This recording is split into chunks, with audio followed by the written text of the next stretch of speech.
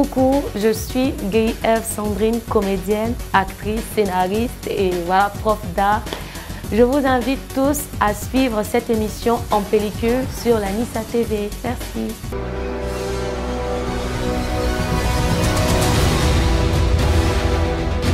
Après le bac A2, je suis rentrée à l'INSAC.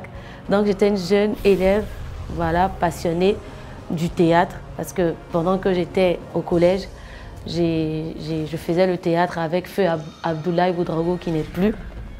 Donc voilà, juste avant que je ne sois Ève l'actrice, j'étais une élève comme tous les autres. Comment est-ce que j'atterris au cinéma? C'est que quand j'étais en licence 3, j'ai été repérée par beaucoup Jean-Eudes, que je salue au passage parce que c'est lui qui m'a repérée le jour de ma création en licence 3. Donc c'est là qu'il m'a repérée et il m'a demandé de venir jouer au Grain. C'est là-bas qu'on m'a le plus connue et tout de suite, dès que j'ai commencé là-bas, après les autres réalisateurs, les autres acteurs ont commencé à me faire plus confiance pour me proposer des rôles dans des films. Mes modèles dans le milieu, en tant qu'actrice, je dirais que celui même qui m'inspire le plus, sans mentir, c'est Mac Danon parce que j'adore son jeu. Je trouve qu'il est magnifique. Les autres films dans lesquels j'ai tourné, à part Le Grain, il y en a plusieurs. Le plus souvent, je ne sais pas pourquoi, mais j'oublie beaucoup. Mais je sais que j'ai joué dans, même pas longtemps, dans Les coups de la vie de Franck Vleilly qui sortira bientôt. J'ai joué dans le long métrage Hippolyte Traoré d'Errance qui est en salle même en ce moment. Je pars du principe qu'un comédien est comme de l'argile. Donc là où on le met, c'est au réalisateur de le façonner pour que ce dernier donne ce qu'il a envie.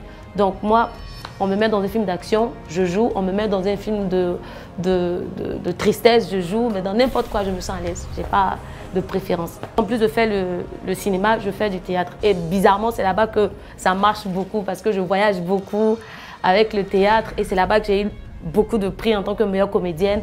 Mais au cinéma, pas encore. Mon avis sur la Nissa, pour être sincère, je suis hyper contente parce que je me dis que ce genre d'initiative part d'abord d'un rêve. Et quand tu rêves, rares sont ces personnes-là qui osent. Rares sont ces personnes-là qui se disent « oui, j'ai un rêve, je veux oser pour que ce rêve-là se matérialise ». On a tous des rêves, souvent on a peur de les réaliser, on a peur de oser. Mais quand tu vois Patricia Kalou qui dit « oui, j'ai un rêve, j'ose », moi je trouve que c'est vraiment quelque chose, déjà même le fait de oser, c'est quelque chose pour moi à féliciter. Et le fait que la Nissa ait vu le jour, c'est quelque chose de magnifique. C'est une très belle initiative à encourager, surtout nous qui sommes acteurs. On cherchait, c'est vraiment difficile, mais on se rend compte qu'ici en Côte d'Ivoire, on a une magnifique nuit comme ça qui célèbre les acteurs. On ne peut qu'encourager. Il faudrait qu'on continue toujours à travailler, qu'on ne s'arrête pas de travailler et qu'on croit en nos projets, qu'on n'ait pas peur de se lancer. Je sais pourquoi je le dis, parce que quand on se retrouve entre nous, on a tellement de magnifiques projets, mais après quand tu prends du recul, on a peur de oser. Et quand on n'a pas peur de se lancer, si on se lance, quand on a connu le mur, comme on le dit, ça fera une expérience, on partira de là pour être encore plus fort. Donc quand on continue de bosser et voilà, qu'on croit en nos projets en se lançant.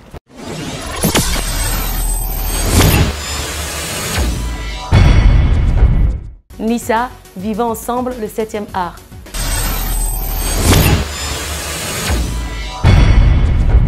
Vous rapprochez de l'essentiel. Orange.